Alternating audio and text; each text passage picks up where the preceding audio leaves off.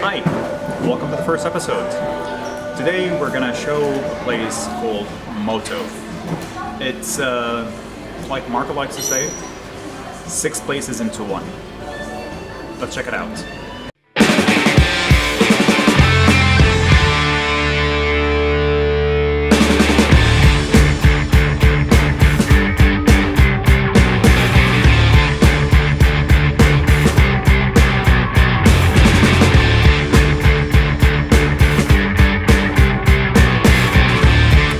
Well, let's start with the workshop.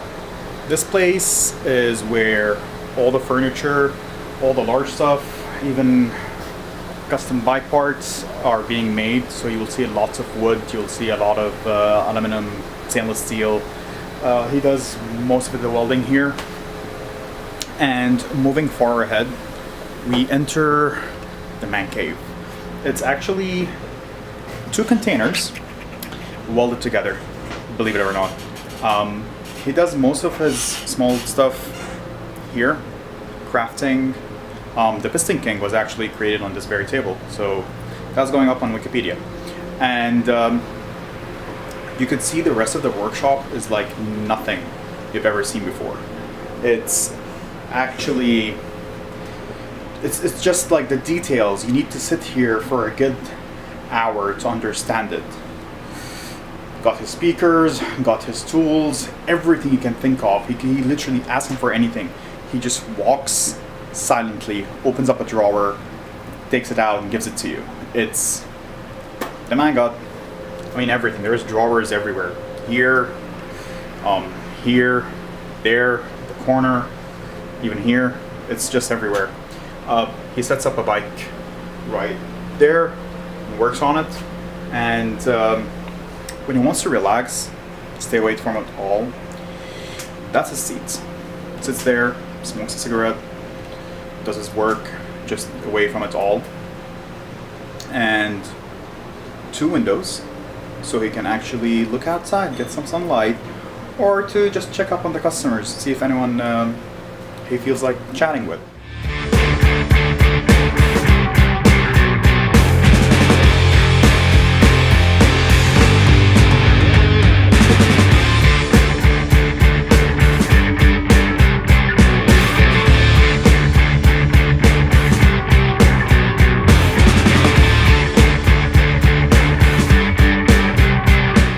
Also, when I said he makes furniture, I really mean he makes furniture here. He likes to create his own stuff. What's better way of being unique than you make it? Stop buying it.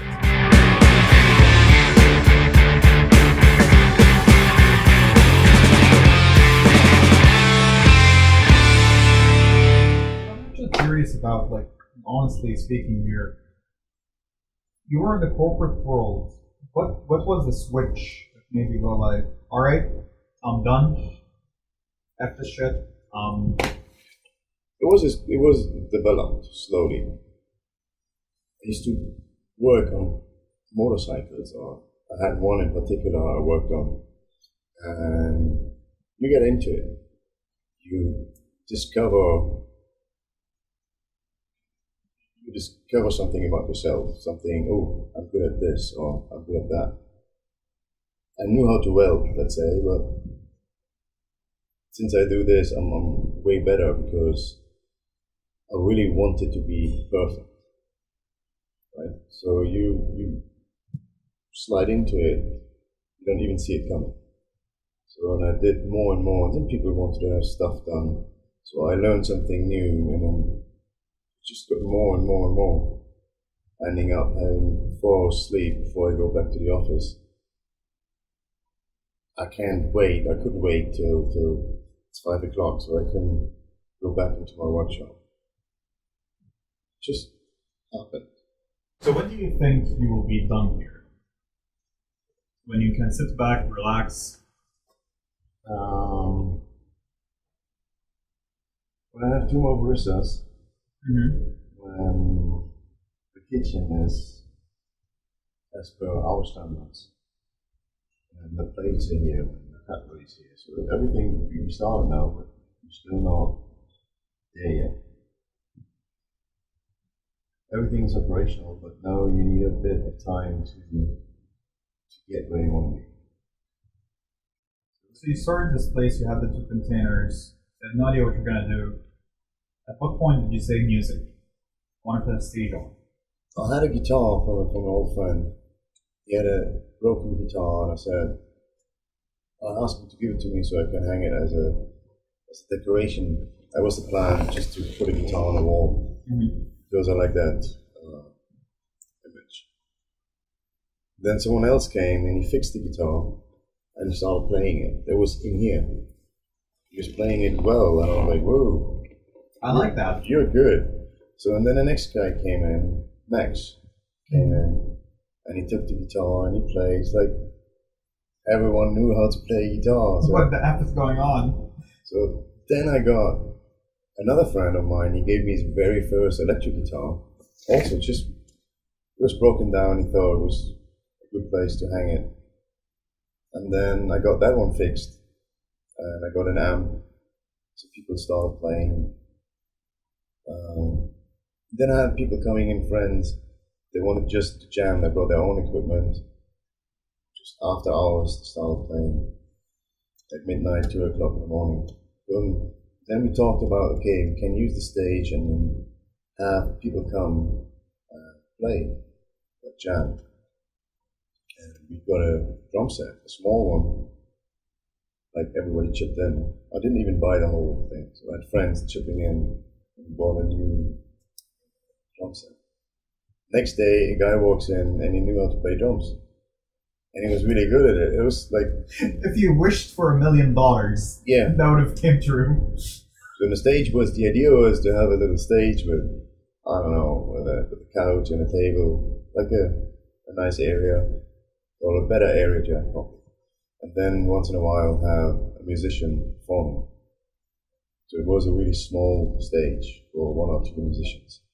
And now I have more and more musicians, so we extended the stage for the riser, for the drums. It's growing.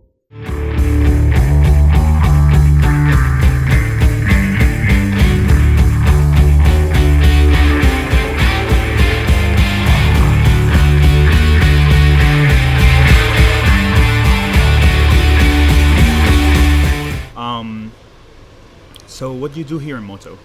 I'm the in-house designer, so I came in initially to establish the brand, so help Marco out with which was going to be his logo, because he had a few, they're all great. He already had a very strong culture, so it was easy to build on.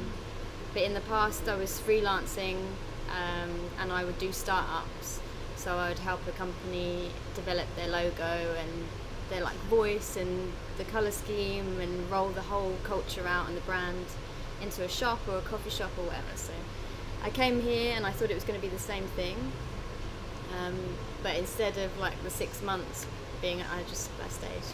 You stayed. I stayed and I do like little art bits and t-shirts, all the menus. I help out with the look and feel of the place, but Marco builds everything.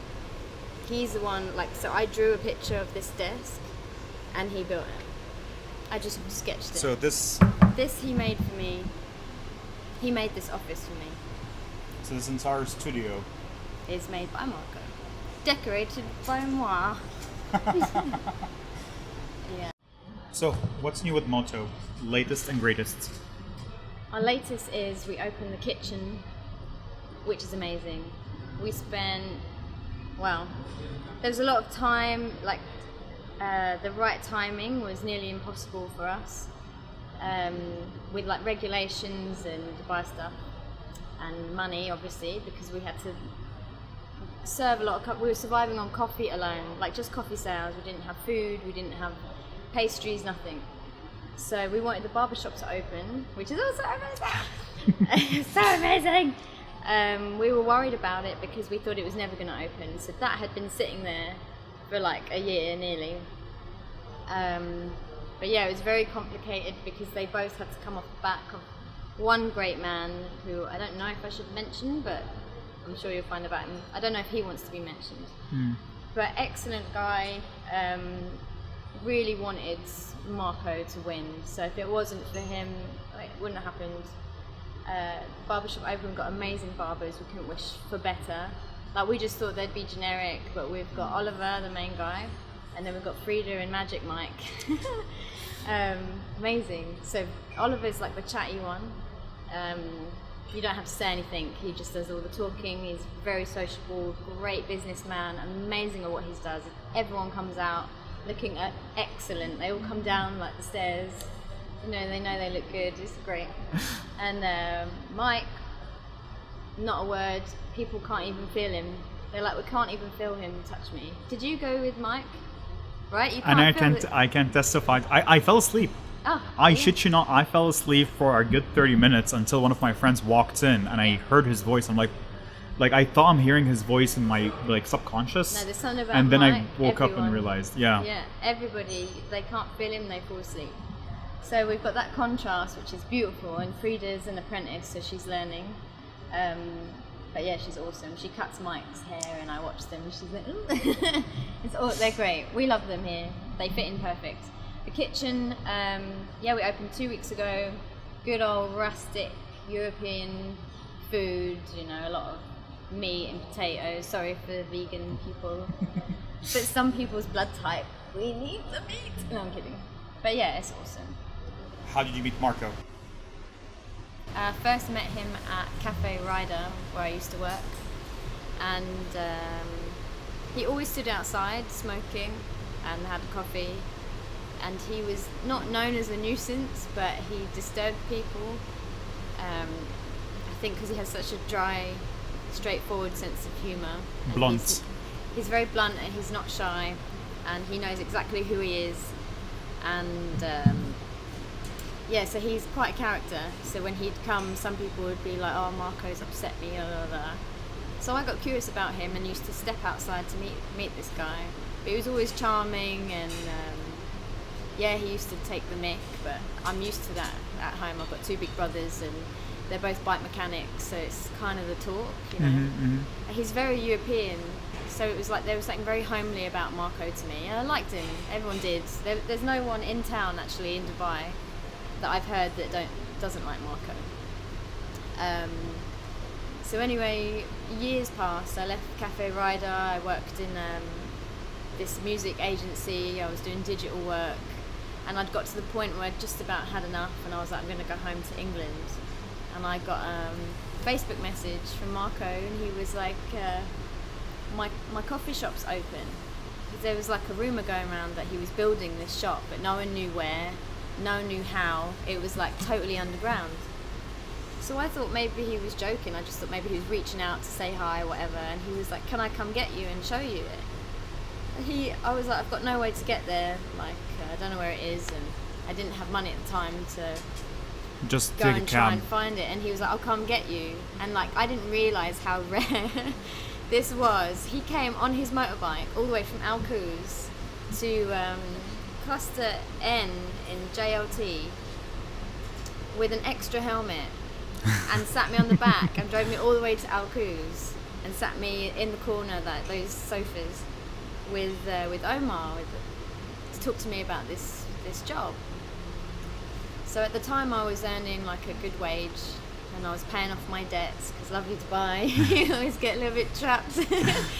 And I was ready to go, but it's the place was so stunning, everything that he'd built, it was I'd never come across it before. And that's when you asked me the question of what has Dubai done to stun me. It's not what Dubai's done, it's that Marco is in the middle of it. I don't know how he ended up. So Marco stunned you. Yeah, I don't know how he ended up in the middle of it all. And I saw it as a sign, because I'm a bit weird like that. I like signs, and I literally say, show me a sign, and Marco called me, so it's how big of a sign do you need? He'd built this place. He's like, I need to decorate it. I need a branding manager. I need help, setting it all out, what's it going to be and how it's going to be. And since I love startups and I love branding, that was your natural place to be. And he couldn't pay me the wage I was on for a corporate business, so it was I had to take a wage cut. But in turn, he's given me more than money. He built me this amazing office. I can do whatever I want in. He supports my artwork. He gives me time to do whatever, whenever I want. He's a great boss. He's a great friend. We've had our arguments a lot, but he thought I wasn't going to go for the job. And occasionally he says, I don't know why you're still here. But there's so many reasons, a million reasons I'm here.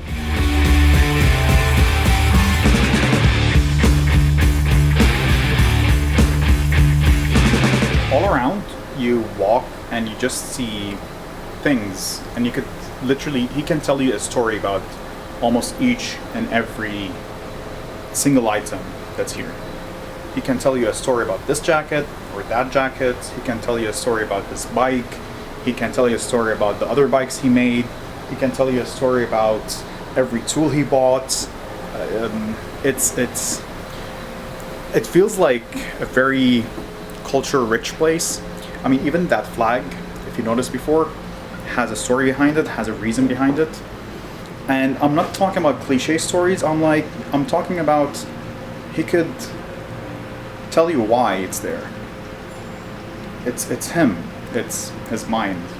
So we're practically in his mind. If you ever come here, make sure you sit with Marco. Marco is half the place. The other half is the place itself and the people who are in it.